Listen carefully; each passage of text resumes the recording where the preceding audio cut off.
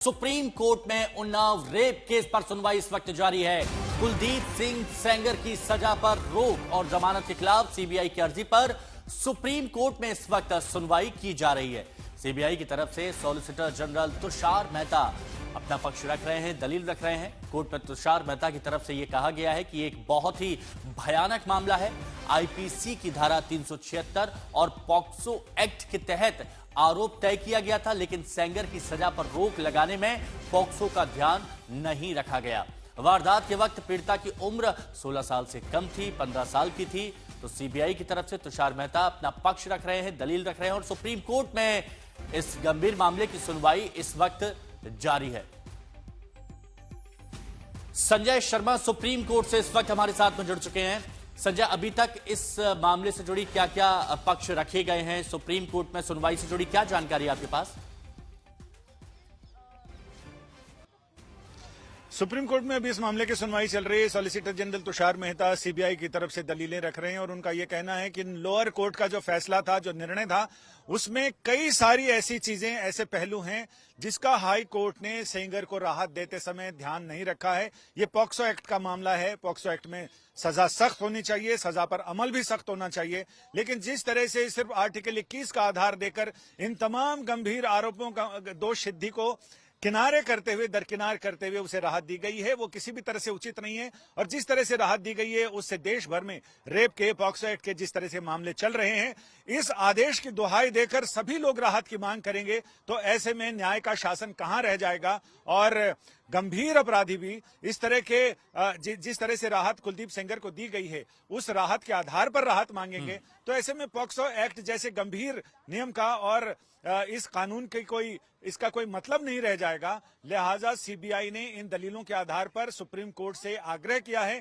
कि फौरन high court के आदेश को स्टे किया जाए और ताकि सेंगर को जो सजा, सख्त सजा दी गई है, उसे बरकरार रखा जाए, बहाल रखा जाए। क्योंकि जैसे ही 10 साल वाला मामला है, जो मर्डर का मामला है, उसमें जैसे ही राहत मिलेगी सेंगर को, सेंगर बाहर आ जाएंगे।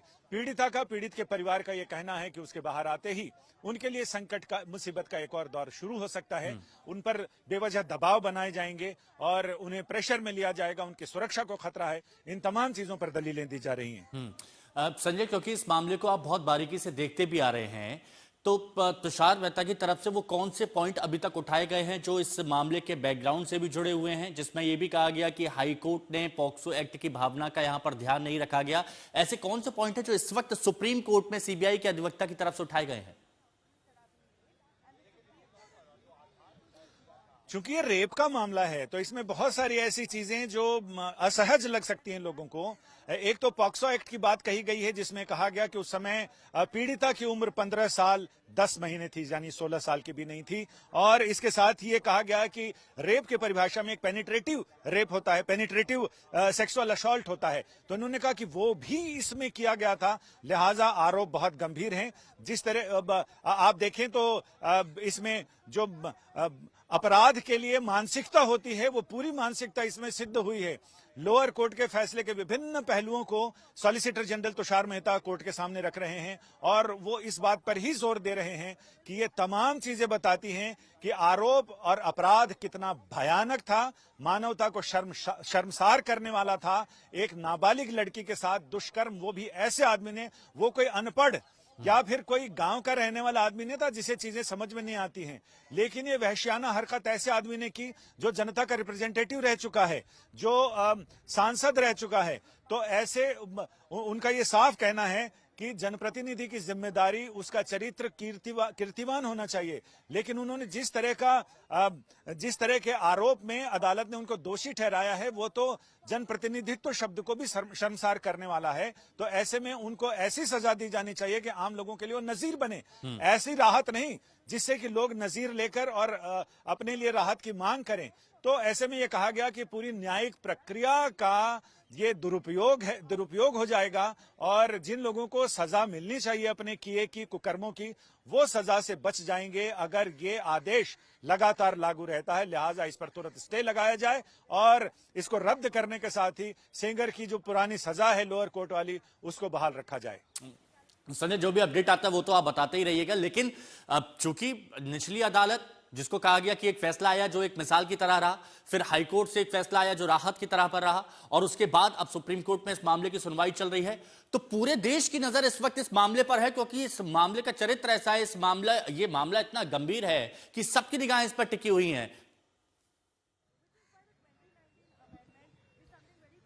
जी हाँ, बिल्कुल सबकी निगाहें टिकी हुई हैं और ये भी कहा है सॉलिसिटर जनरल तुषार मेहता ने, जो हमारे रिपोर्टर अंदर हैं। हालांकि मैं भी एक कान में कोर्ट की प्रोसीडिंग सुन रहा हूं और दूसरे कान में मैं आपकी आवाज सुन रहा हूं, और दोनों आवाजें सुनने के साथ ही मैं जनता को, अपने दर्शकों को ये बता भी रहा हूं। ये जरूर कहा है कि हाईकोर्ट का निष्कर्ष गलत है। हाईकोर्ट ने इस आधार पर जमानत दी है कि वो पब्लिक सर्वेंट हैं। तो इनका ये कहना है कि पॉक्सो एक्ट में जो दोष सिद्धि हुई है उसमें पब्लिक सर्वेंट के लिए कोई कैटेगरी नहीं है। उन्होंने कहा कि हाईकोर्ट का निर्णय गलत है क्योंकि एक विधायक पॉक्सो एक्ट के सेक्शन 5 के तहत पब्लिक सर्वेंट की कैटेगरी में नहीं आता है। और तुषार मेहता जी ने यह भी कहा है कि इस एक्ट में पब्लिक सर्वेंट को डिफाइन नहीं किया गया है, लिहाजा इसका लाभ उन्हें नहीं दिया जाना चाहिए। ये एक रेफरेंस से दी गई परिभाषा है, जो आईपीसी के तहत जो भी डिफाइन किया गया है वही माना जाएगा, ना कि इसमें कुछ अलग से डेफिनेशन दी गई है, परिभाषा दी गई है। किसी भी कानून में इस्तेमाल होने वाले हर शब्द को मैकेनिकल तरीके से सिर्फ परिभाषा नहीं माना जा सकता। यानी मैंने पहले भी बताया था कि अदालत कानून में लिखे को और उसकी भावना को, दो चीजें होती हैं, एक तो what's written in the law act और उसके पीछे स्पिरिट क्या है। तो ये दो चीजें हैं। तो स्पिरिट की बात करती है, जो लिखा हुआ है वो अलग है, और स्पिरिट की बात करती है। तो इसीलिए उन्होंने कहा कि संदर्भ के हिसाब से पब्लिक सर्वेंट का मतलब कोई ऐसा व्यक्ति होगा जो बच्चे पर ऐसी हावी स्थिति में हो। तो सीजीआई ने कहा कि फिर आप ये कहना चाह रहे हैं कि पब्लिक सर्वेंट को इस तरह से देखा जाना चाहिए कि जब तक संदर्भ कुछ और ना कहे, कुछ स्पेसिफाई ना करे, तब तक पब्लिक सर्वेंट को बिल्कुल सीमित परिभाषा में रखना चाहिए। तो जो हावी होने की स्थिति में हो वो पब्लिक सर्वेंट वही होगा जो हावी होने की स्थिति में हो, जिसके पास अधिकार क्षेत्र हो। तो लिहाजा सीबीआई की दलील है कि पब्लिक सर्वेंट की कैटेगरी में उनको फॉल करना, उनको रखना, वो अदालत इस पर निर्णय ले और देखे कि क्या कुलदीप सेंगर पब्लिक सर्वेंट की कैटेगरी में आता है, और अगर उसमें आता है तो उसको फिर उसी हिसाब से उचित सजा का प्रावधान किया जाए। संजय, ऐसे बड़े बड़े मामले आपने देखे भी हैं और उनकी सुनवाई को आपने जनता तक पहुंचाया भी है। अब ये भी बेहद गंभीर मामला है, बड़े बड़े अधिवक्ता तुषार मेहता जैसे लोग इसमें शामिल हैं जो सीबीआई की तरफ से अपना पक्ष रख रहे हैं। कितनी लंबी ये सुनवाई चल सकती है?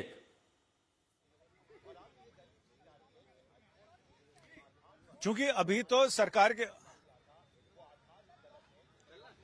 अब इस मामले में